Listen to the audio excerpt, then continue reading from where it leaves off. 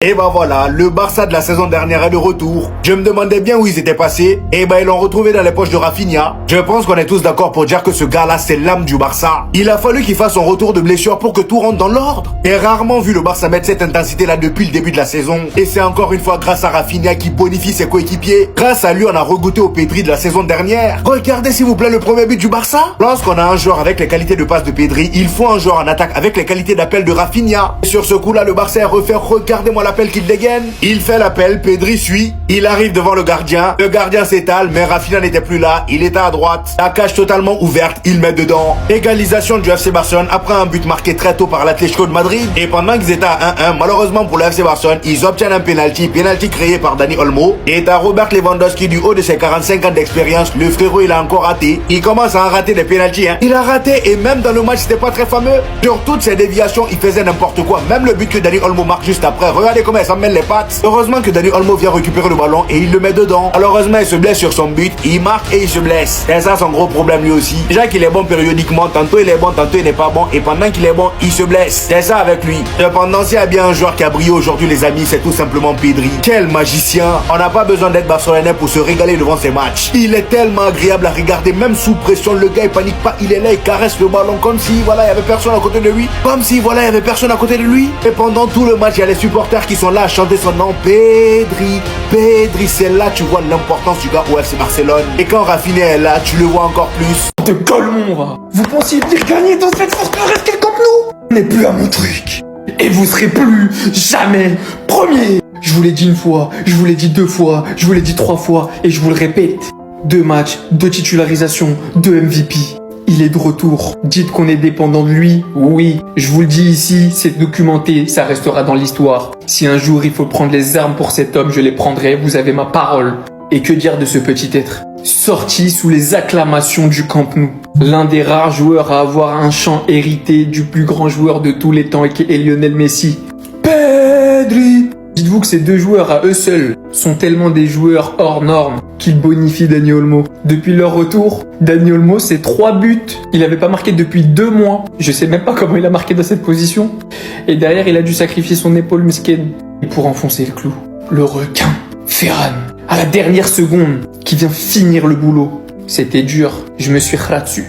Mais l'essentiel, c'est les 3 points. Merci d'exister. Mon roi, mon frère, mon capitaine. Le Barça a tout donné. Tout, mais vraiment, absolument tout. Il est impossible de leur retirer cette victoire et c'est là qu'on se rend compte que le Barça n'a pas besoin de qui que ce soit, mais a besoin de Rafinha et de Pedri. Au bout d'un moment, il n'y a plus les mots pour le décrire. Qu'il soit apte à commencer, c'est un fait. Il envoie cette passe du milieu de terrain, cette passe laser, où il va venir trouver Rafinha lancé en profondeur. Rafinha qui vient littéralement crocheter le gardien. Venir terminer ça, cage vide. L'un ressortant ovationné, l'autre ressortant blessé. Si on doit décrire ce but, j'en dirais qu'on a véritablement devant nous les vrais leaders du Barça.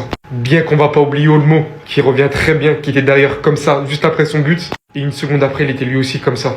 Ils se sont tous donnés jusqu'à mettre toutes ses forces dans son dernier but. Après un magnifique 1-2 avec Robert Lewandowski en pleine surface. On peut dire tout ce qu'on veut les gars, mais on peut pas leur enlever cette victoire. Bon, l'Atlético Madrid, on le savait déjà, de toute façon, on peut jamais compter sur vous, nous les Madrilènes. Ils font les mecs juste avant la rencontre. Ouais, on gagne depuis 8 matchs consécutifs. Arriver devant le Barça, c'est toujours le même scénario. Bien qu'il n'y ait rien à enlever, comme j'ai déjà dit, à ce que le Barça a proposé. C'est totalement mérité. Et franchement, respect à ces deux joueurs.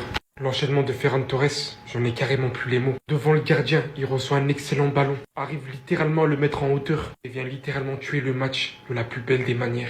Les gars, enfin une victoire du Barça dans un gros match. Cette saison, ils avaient perdu contre le PSG, contre le Real, contre Chelsea. Mais là, enfin, ils ont réussi à passer un gros test. Match pas évident contre l'Atlético Madrid. Il y a eu des moments forts pour le Barça. Il y a eu des moments forts pour l'Atlético qui aurait pu mettre plus qu'un but.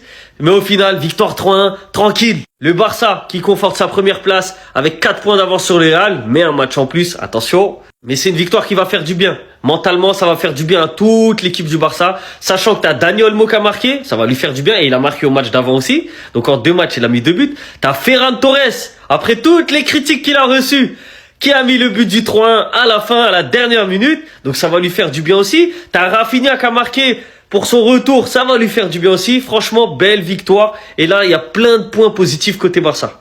À noter aussi la très belle passe décisive de Pedri, faut pas l'oublier, pour son retour à lui aussi. Donc franchement, chapeau. Une équipe du Barça qui a été plaisante. Défensivement, c'est vrai qu'il y a encore des lacunes. L'Atlético qui a raté 2-3 occasions qu'ils auraient pu mettre au fond. Mais sur l'ensemble du match, le Barça mérite de gagner. Ça joue mieux, ça joue au football, c'est plaisant. Les joueurs du Barça qui peuvent dormir tranquille, peu importe les résultats qu'il y a derrière, la première place, elle est pour le Barça pour cette journée. Le retour de nos cadres. Et vous avez vraiment cru qu'on allait perdre au Camp Nou? Vous avez vraiment cru qu'on allait perdre à domicile? Mais les gars, un peu de sérieux.